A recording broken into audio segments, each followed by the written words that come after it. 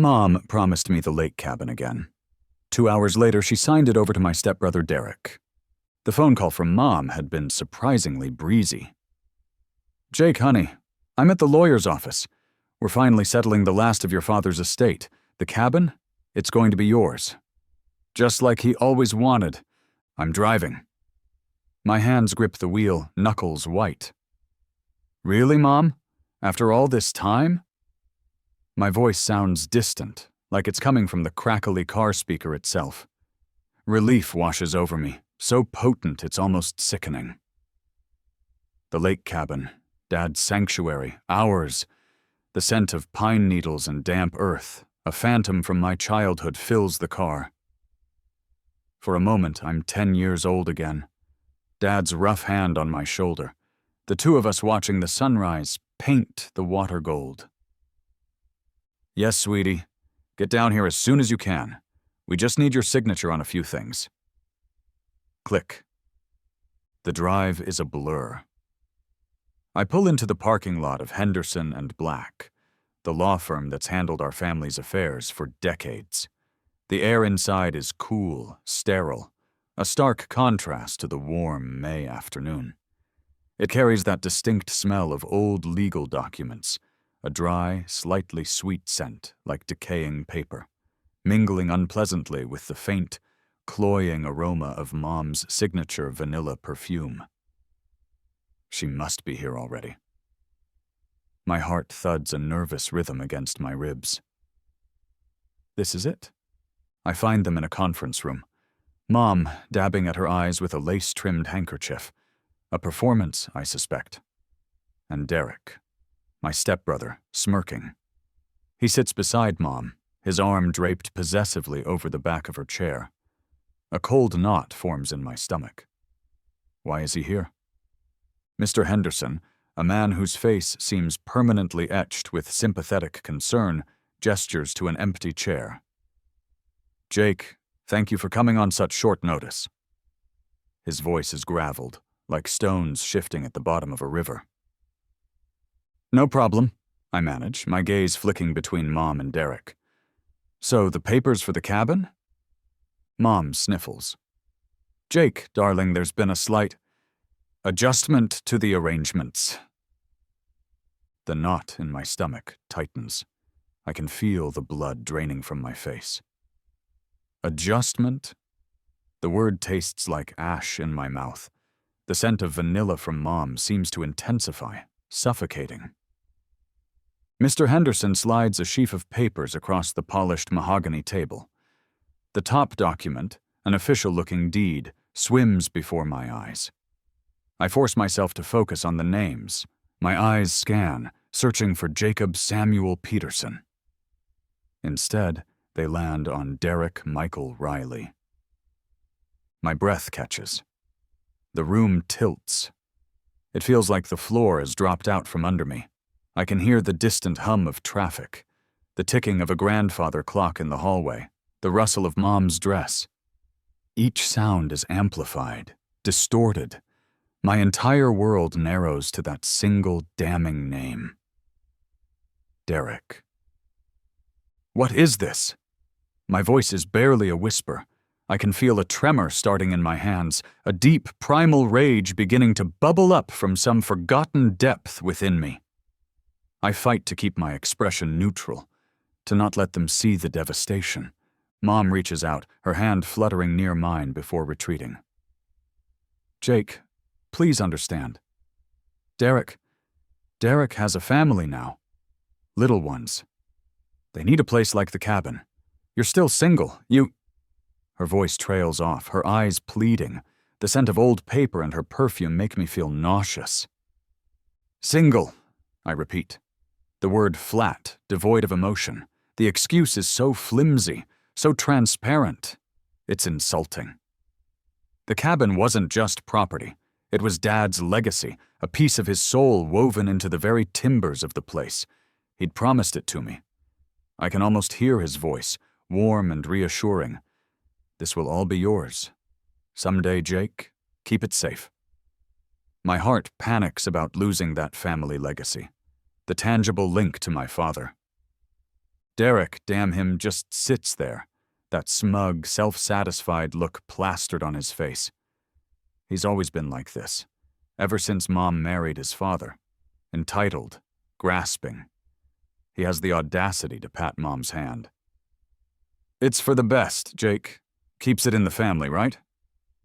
His tone is condescending, as if he's doing me a favor. I seethe quietly, the anger a cold, hard knot in my chest now. I won't give them the satisfaction of an outburst. Not here. Not like this. I take a slow, deliberate breath, forcing the tremor in my hands to still. The musty smell of the legal documents, a scent I usually associate with history and permanence, now just smells like deceit. My mind races. This can't be happening. There has to be something, some loophole, some way to fight this. But Mr. Henderson's apologetic look tells me everything is legally buttoned up. Mom has the right to do this. Dad left everything to her, assuming, as I did, that she would honor his clearly stated wishes. We both assumed wrongly. I pick up the deed, my fingers brushing against the crisp, expensive paper.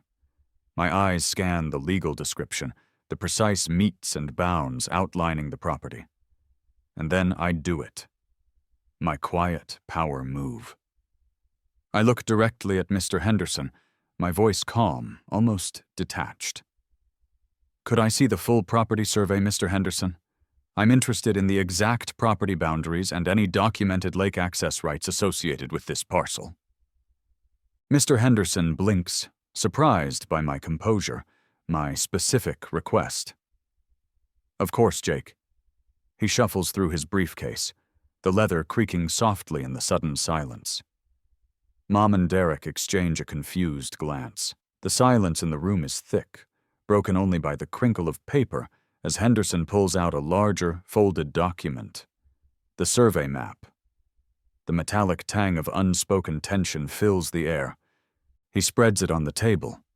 It's detailed, showing the cabin lot, the surrounding parcels, the shoreline of the lake. My eyes trace the lines, the tiny printed notes, the easements. My gaze snags on a detail, a small notation near the edge of the property. Something about an old access agreement. And then I see it. A series of adjacent lot numbers, all under one owner name, a name I don't recognize. The lines of ownership around the lake are a patchwork quilt, but this one owner controls a significant, almost continuous stretch. An idea, cold and sharp, begins to form in my mind. I feel a slow, cold smile touch my lips. It's not a smile of warmth, but of dawning, ruthless clarity. They think they've won. They have no idea what's coming. The scent of vanilla seems to fade, replaced by the crisp, clean smell of opportunity. The cabin wasn't just a building, it was a time capsule. Summers there, before Mom and Dad's divorce, were idyllic. I remember the rough feel of the wooden planks of the old dock beneath my bare feet, warmed by the morning sun. Dad would be there, patiently untangling my fishing line, his calloused hands gentle. "Patience, Jakey," he'd say, his voice a low rumble. "The fish aren't going anywhere."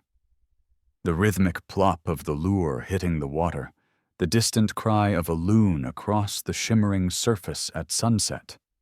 Those sounds are etched into my memory, a soundtrack to a happier time.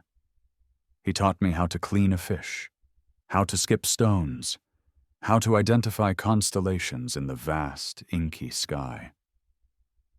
"This will be yours someday, Jake," he'd whisper, his arm around my shoulder as we watched the embers of the campfire die down.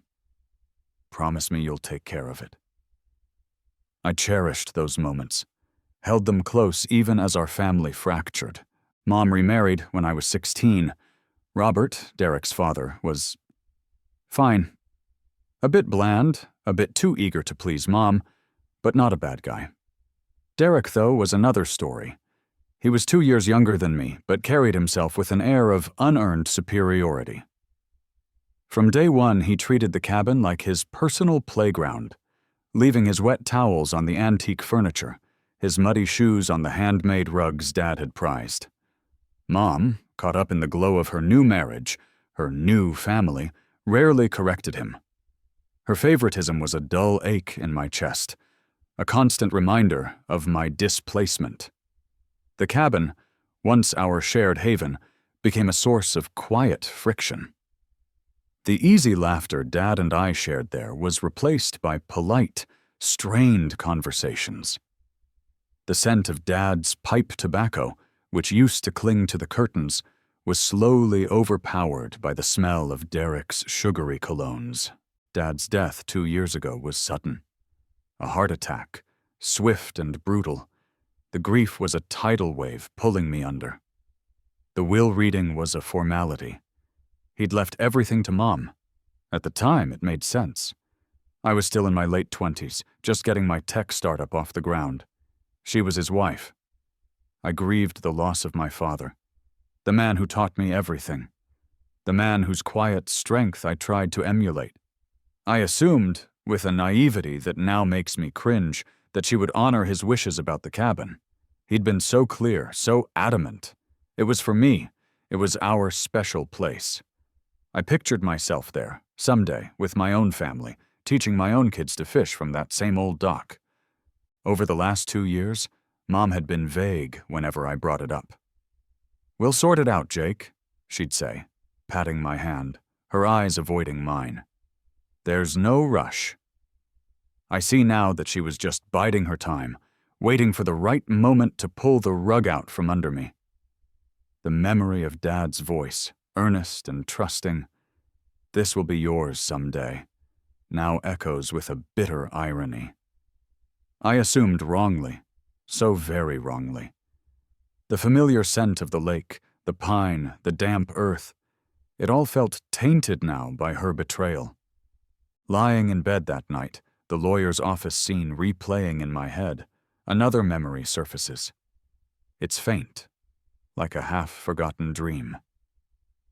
Dad, years ago, sitting on the cabin porch, a tumbler of iced tea sweating in his hand. He was looking out at the lake, a thoughtful expression on his face. I was complaining about something Derek had done, some minor act of teenage entitlement. Dad had just smiled, a sad, knowing smile. "Don't you worry about things like that, Jake," he'd said, his voice soft. "I've always got backup plans, for the important things." Backup plans. The phrase sticks in my mind. What had he meant? The comforting sound of the loons calling at sunset from those childhood memories feels like a distant beacon, a call to uncover something hidden. The next morning I skip work. My startup can manage without me for a day. This is more important. The drive to the Cabetagama County Records Office is fueled by a cold, simmering anger and a flicker of something else. Hope. Dad's words about backup plans echo in my mind. The county building is old, a relic of a bygone era, with tall, narrow windows and stone steps worn smooth by time. The air inside is thick with the smell of dust and old paper, a scent that yesterday felt like betrayal, but today feels like a treasure hunt. I start with the plat maps, meticulously tracing the ownership of every parcel of land bordering Serenity Lake. It's a slow, painstaking process. Most of the shoreline is, as I suspected from the lawyer's survey, a patchwork of small, privately owned lots, vacation homes, a few year-round residences. But then I find it again, the name from the notation on Henderson's survey, Harold Finch. Parcel after parcel, sprawling along the western and northern shores, all under his name. It's an enormous tract of land, largely undeveloped, wild, beautiful, just like Dad would have wanted it to stay. My pulse quickens. I investigate methodically, cross-referencing tax records, old deeds. Harold Finch owns nearly 80% of the undeveloped shoreline. He effectively controls the visual character of almost the entire lake. Finding Harold Finch takes a bit more digging. He's not listed in the local phone directory. A quick online search yields nothing current. I start calling local real estate agents, then nursing homes. Bingo. The Whispering Pines Care Facility, right here in town. The receptionist confirms he's a resident. The antiseptic smell of the nursing home is jarring after the dusty scent of the records office. It's a sterile, emotionless smell, tinged with the faint aroma of industrial cleaner and overcooked vegetables. I find Harold in a small, sunlit room, a plaid blanket tucked around his frail frame. He's ancient, his skin like parchment, but his eyes are sharp, alert. He smells faintly of Old Spice, a nostalgic scent that reminds me of Dad's generation. Mr. Finch? I introduce myself, keeping my voice gentle. My name is Jake Peterson. My father, Samuel Peterson, used to own the cabin on the south shore of Serenity Lake. Harold's eyes light up with a flicker of recognition. Sam Peterson, good man. Knew him years ago. Shame about his passing. His voice is thin, reedy, but his mind is clearly still sharp.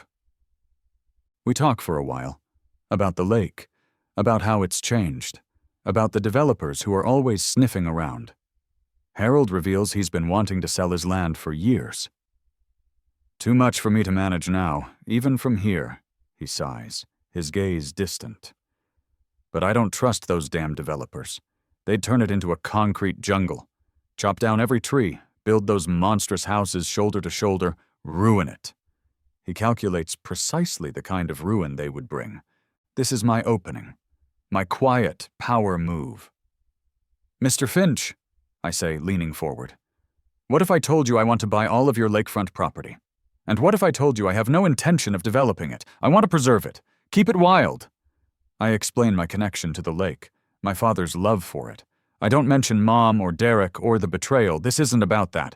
This is about something bigger. Harold studies me, his gaze intense. The air in the little room feels charged.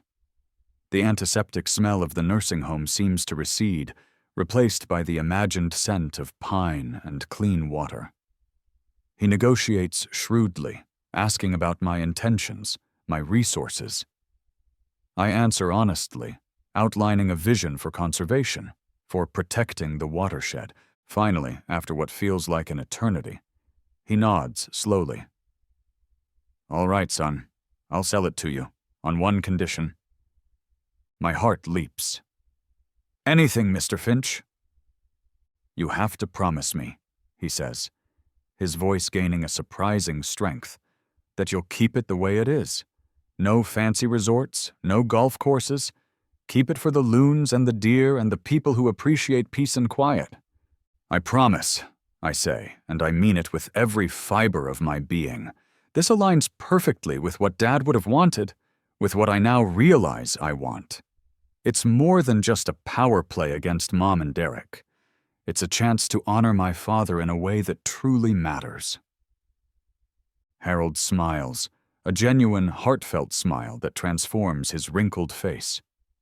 Good. Then we have a deal. He extends a frail, trembling hand. As I shake it, a new thought occurs to me. Buying the land is one thing, but Harold's one condition.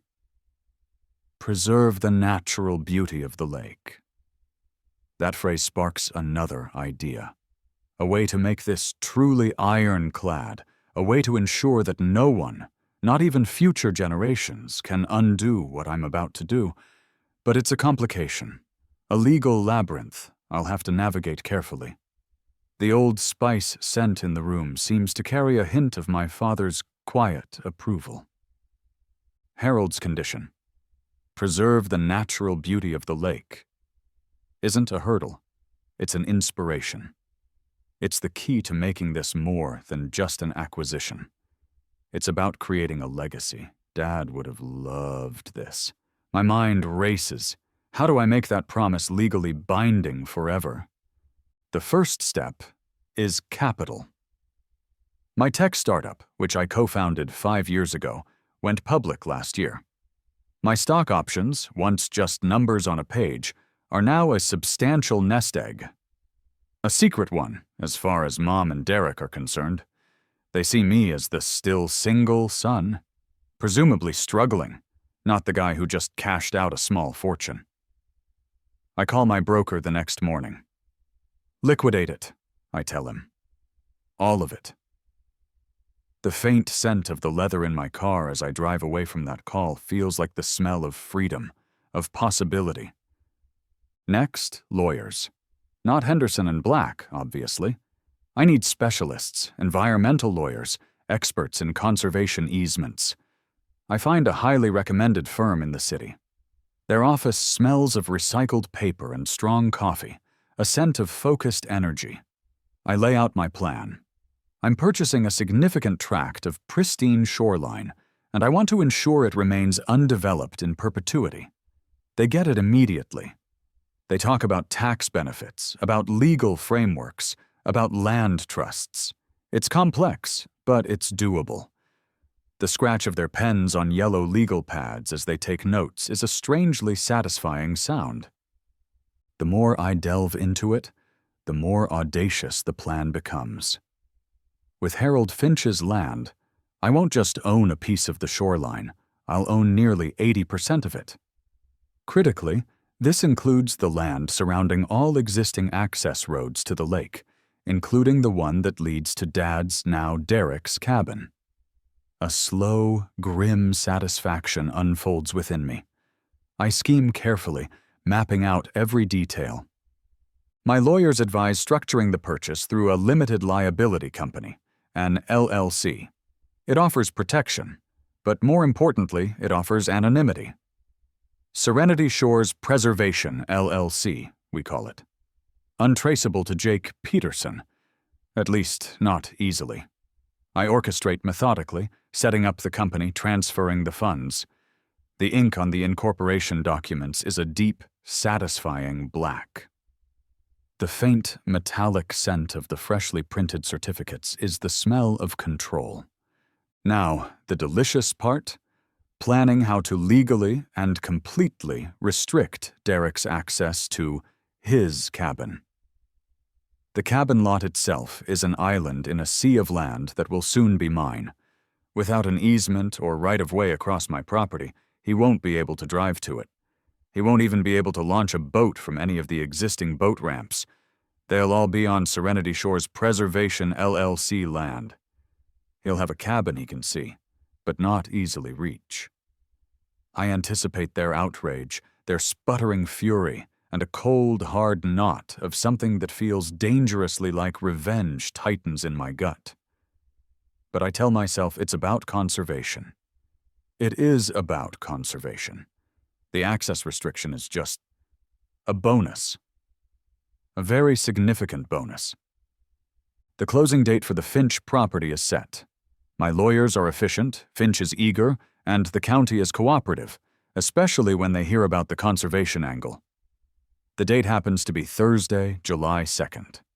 Derek and his precious family, as Mom informed me in a saccharine phone call I endured with gritted teeth, are planning to drive up for their first glorious weekend at their new cabin on Friday, July 3rd, for the long 4th of July weekend. The timing is exquisite. The faint, sweet scent of the expensive paper stock for the purchase agreements is almost intoxicating.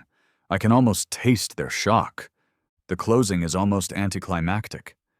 A quiet room, a notary, a stack of papers. Harold Finch is there, via video call from the nursing home, his voice frail but his eyes bright.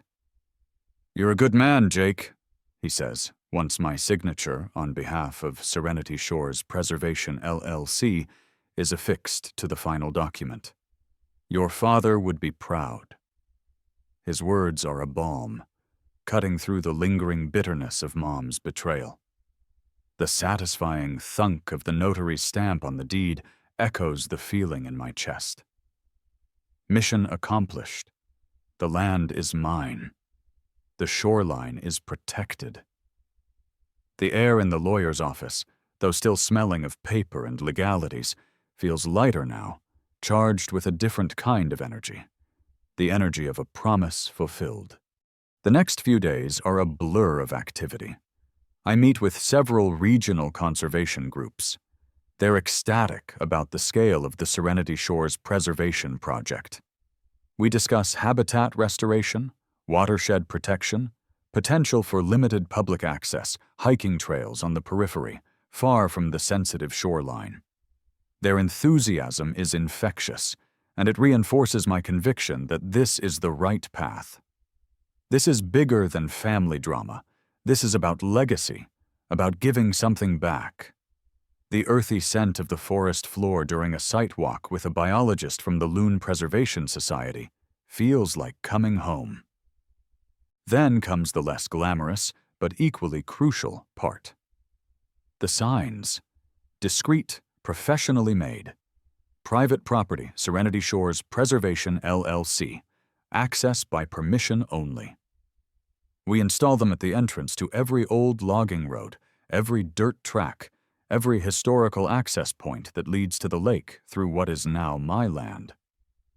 The satisfying thunk of the metal posts going into the ground is a punctuation mark on my victory. Each sign is a small declaration of independence, a quiet assertion of control. The slightly oily scent of the new paint on the signs is sharp and definitive. I supervise the installation myself, ensuring each one is correctly placed, legally defensible. My team is small, just a couple of local guys I hired who are good with post-hole diggers and keeping their mouths shut. The sweat that trickles down my back under the hot July sun feels earned. Friday, July 3rd. I'm not there, but I can picture it perfectly. Derek, his wife Karen, and their two perpetually whining children, Liam and Olivia, packed into their oversized SUV, excited for their first weekend at their lake cabin. They probably sang annoying road trip songs all the way up.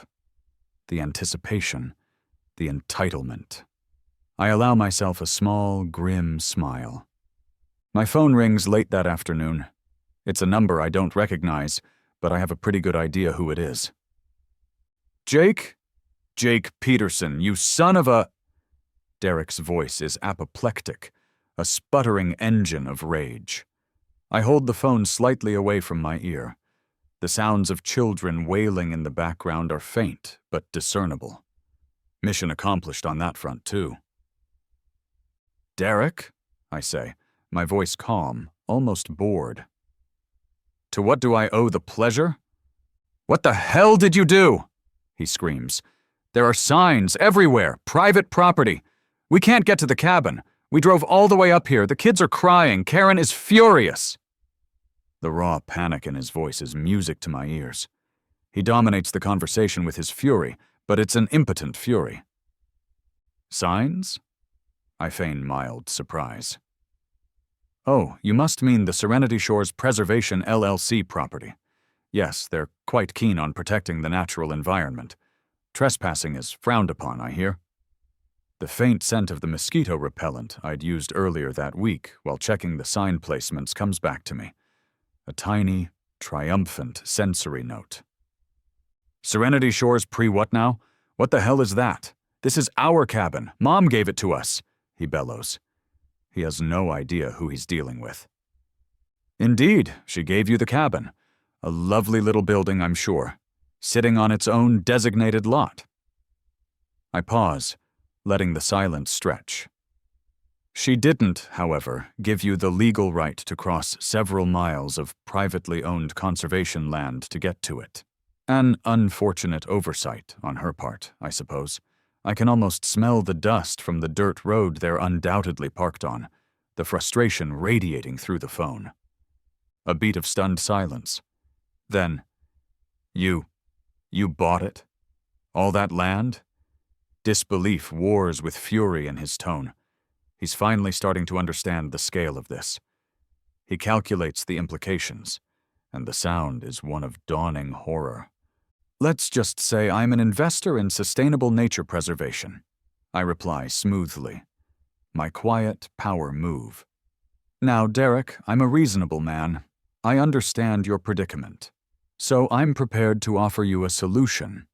A simple right-of-way agreement. A license to cross the LLC's land to access your cabin. For a fee, of course. A fee? He splutters. How much? $500,000, I say, the number rolling off my tongue with casual indifference. A bargain, really, considering the inconvenience. I control access. I control everything. The explosion on the other end of the line is predictable. Threats, curses, accusations. I listen patiently. When he finally winds down, sputtering, I hear Mom's voice in the background, shrill and angry. "Give me that phone, Derek!" A moment later, she's on the line. "Jacob Samuel Peterson, you will meet us at the cabin property line, now. We need to discuss this, as a family." Her voice trembles with rage, the same rage I felt in the lawyer's office. Oh, how the tables have turned. The metallic tang of impending confrontation is sharp in the air. "All right, Mother," I say, my voice still infuriatingly calm. "I'll be there in an hour." The thought of seeing their faces, of the impending confrontation, sends a shiver of anticipation down my spine. The game is far from over. The edge of what used to be the access road to the cabin is a tense tableau. Derek's SUV is parked haphazardly, coated in a fine layer of dust. He's pacing, his face flushed, kicking at a loose stone. Karen is trying to comfort Liam and Olivia, who are red-faced and wailing, their cries echoing slightly in the humid afternoon air. The sound of Derek's kids crying because they can't reach the water is a surprisingly potent sensory detail, a testament to their thwarted desires. Mom stands apart, arms crossed, her face a mask of cold fury. The air smells of hot dust, pine needles, and the faint, cloying scent of cheap children's sunscreen. I pull up in my own truck, parking a respectful distance away, on my side of the newly erected private property sign. I get out, leaning casually against the fender. I'm on my land. They are not. The psychological advantage is palpable. "Jake!" Mom marches towards the sign, stopping just short of it, as if it's an invisible electric fence. "What is the meaning of this? This vindictiveness? You're destroying this family!" Her voice is sharp, accusing. The gentle rustling of leaves in the trees above seems to mock her anger. "Vindictiveness, Mom?" I raise an eyebrow. I thought I was engaging in responsible land stewardship, protecting the environment. Isn't that a good thing? I confront them boldly, my tone even, betraying none of the turmoil this whole situation has cost me. Derek stomps over, his fists clenched. "Don't play coy, Jake. You did this to spite us, to spite me. You couldn't stand that I got the cabin." He gestures wildly towards the cabin, just visible through the trees, a tantalizing but unreachable promise. The rough bark of the pine tree I'm near feels grounding under my fingertips. "The cabin," I say slowly, "was promised to me by Dad. A promise you and Mom decided to ignore." My voice is quiet, but it carries. This isn't about spite, Derek. It's about honoring his memory in a way you clearly couldn't comprehend. "Legal action," Derek sputters, his face turning an even deeper shade of red. "We'll sue you. We'll get an easement by necessity. You can't just landlock us." He devastates their plans with his threats, but they feel hollow. I smile faintly. "You can certainly try, Derek, but easement by necessity is a tricky thing, especially when the necessity was created by a rather questionable property transfer in the first place, and when the surrounding land is a dedicated conservation area. The courts tend to look favorably on environmental protection. I'd done my homework. My lawyers were very clear on this point. The scent of wild mint, crushed underfoot nearby, is surprisingly sharp and refreshing. "You have to be reasonable, Jake," Karen chimes in, her voice tight with anxiety. The children are devastated. They were so looking forward to this. Reasonable? I echo.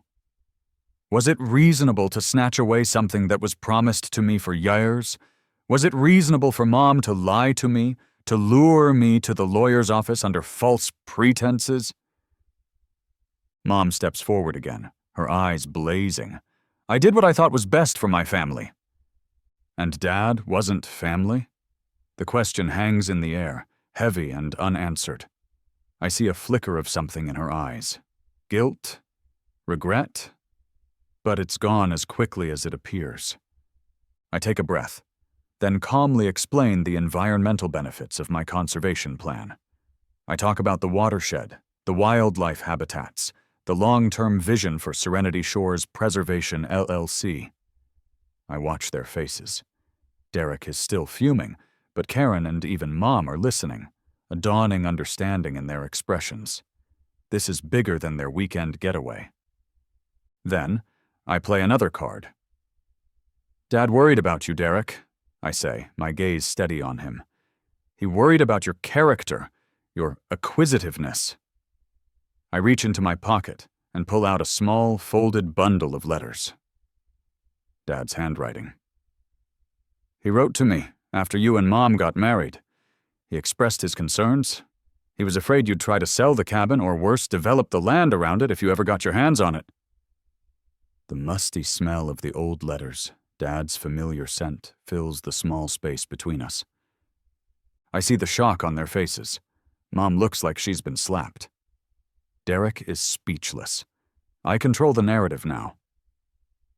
This plan, I say, gesturing to the pristine forest around us, ensures that Dad's real legacy, his love for this lake, is protected. Forever. Silence. Even the children have stopped crying, sensing the shift in the atmosphere.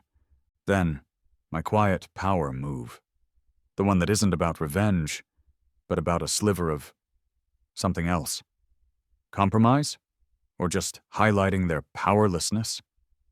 Look, I say, my voice softening slightly.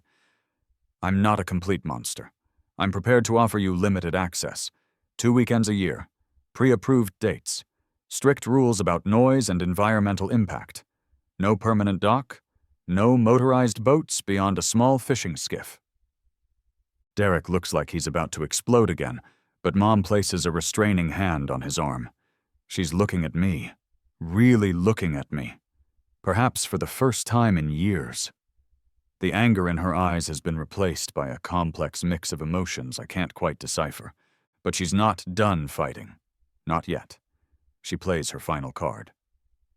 If you do this, Jake, she says, her voice low and trembling, if you don't sign over an unconditional easement right now, I will cut you out of my will. Completely! You'll get nothing! The threat hangs there, stark and ugly. The distant hum of a boat motor from the far side of the lake, a sound of carefree recreation, seems to underscore the tension here. I almost laugh. She still doesn't get it. She still thinks this is about money. Your will, Mom? I say. And this time I do laugh, a short, humorless sound. You think I care about your will? About your money? I shake my head. I have everything I need. The faint scent of pine needles from the forest floor, warmed by the afternoon sun, feels clean, untainted by their greed. I pull another document from my truck, a copy of the conservation easement, legally recorded, ironclad. This, I say, holding it up, is what matters. This easement protects almost the entire shoreline of Serenity Lake, forever. It can't be developed, it can't be subdivided, it can't be ruined by anyone's greed or short-sightedness. I watch as the understanding dawns on their faces, particularly Mom's. The truth is a harsh light. Eventually, I continue, my voice softer now, the plan is for Serenity Shores Preservation LLC to donate the land to a public trust. It will become a nature preserve, for everyone to enjoy, responsibly. I let that sink in. Their coveted private playground, their little fiefdom, was never going to be truly theirs in the way they imagined.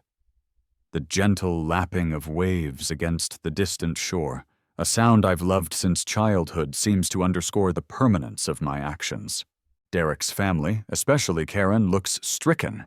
They're stuck with a cabin they can barely access, a cabin whose primary value, its connection to the lake, is now severely curtailed by my actions. The children, sensing the finality, start to whimper again.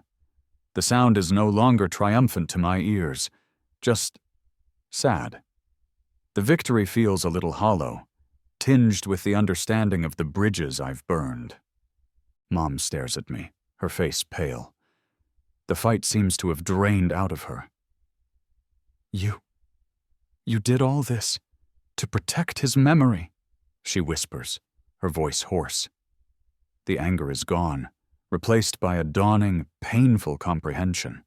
She finally understands that my motivations were not rooted in simple revenge, but in a fierce, protective love for my father and the place he cherished.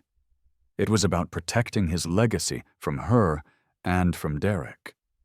It liberates the truth that has been buried under years of resentment. Yes, Mom, I say quietly. I did.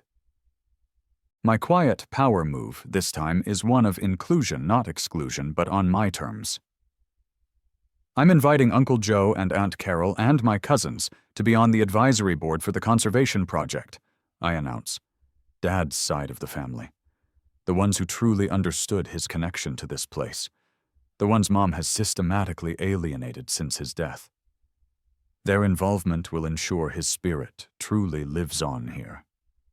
The faint, sweet smell of wild raspberries growing nearby is a reminder of the simple, natural beauty I'm fighting to protect. Mom turns away, her shoulders slumped, defeated. It's not the victory I imagined. There's no elation, just a quiet sense of closure, of a difficult task completed. My actions transform their understanding of me, of Dad, of the cabin itself. I prepare to leave. There's nothing more to say. I've laid my cards on the table. I've protected what matters. As I turn to walk back to my truck, the heavy silence is broken. Jake, wait. It's Derek. His voice is different. The anger, the bluster, it's gone. Replaced by something I can't quite identify. Resignation. Maybe something more. He takes a hesitant step towards the property line, stopping just short of the sign. He looks smaller somehow. The afternoon sun casts long shadows, and the forest around us seems to hold its breath. What now?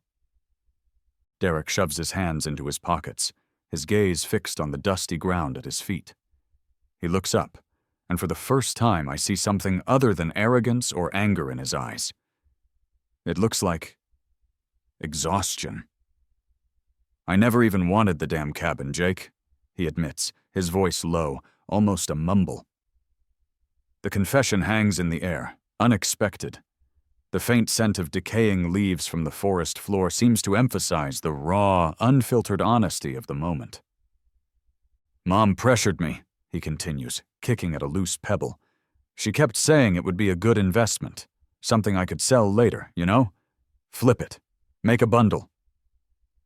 He glances towards Mom, who stands rigidly by the SUV, her back to us, a statue of maternal disapproval. She said you wouldn't know what to do with it, that you'd just let it sit there. The pieces click into place. Mom's weak excuse about Derek needing it for his family? That was just a smokescreen. Her real plan was always about the money. She wanted Derek to have it so he could sell it, and she, no doubt, would expect a significant cut. She was planning to profit from Dad's legacy, to turn his sanctuary into cash. The realization sickens me, but it also, strangely, lessens some of my anger towards Derek. He was a pawn, albeit a willing one.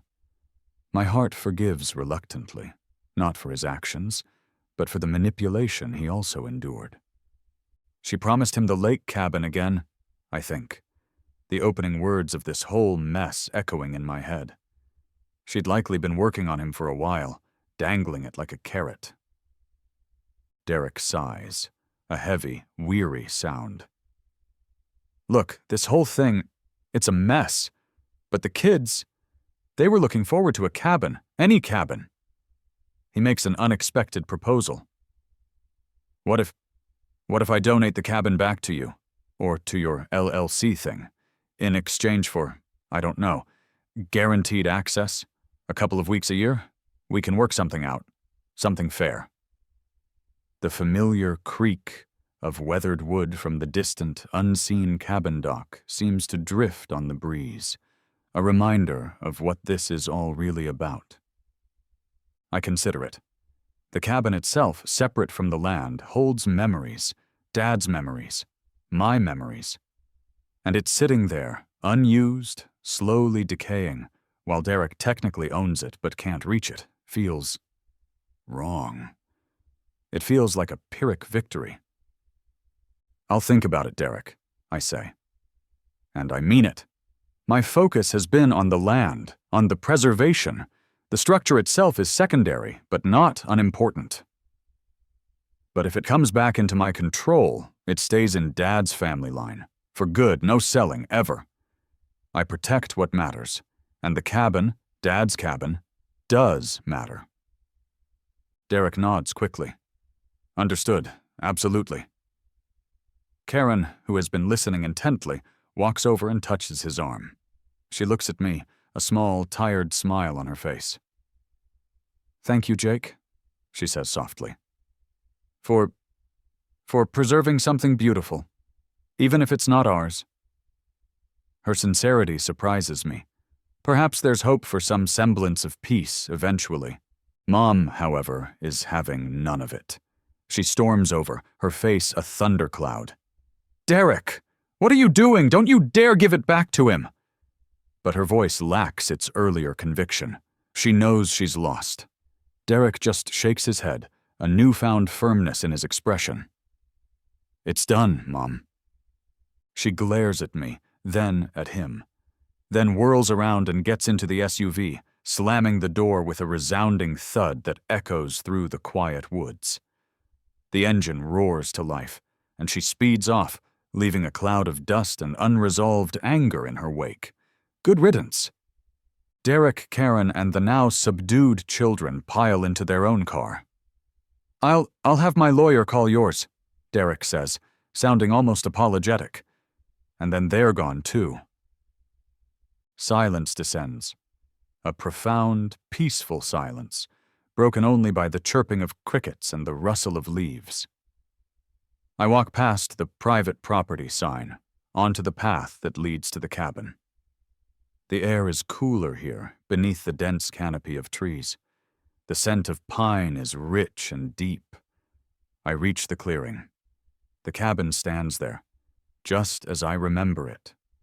Weathered, sturdy, a little bit sad. I walk onto the old wooden dock. The familiar creak of the boards under my feet is a comforting sound.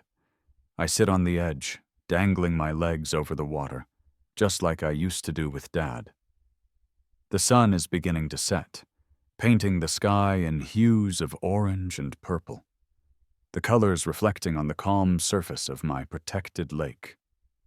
I feel a profound sense of peace, a quiet satisfaction that goes deeper than just winning a fight. I've honored my father. I've protected his legacy.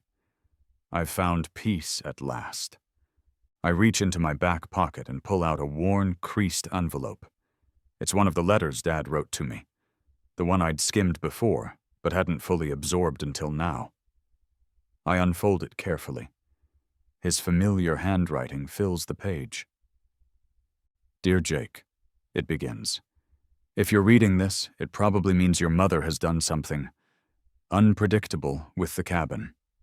I've worried about this, more than you know.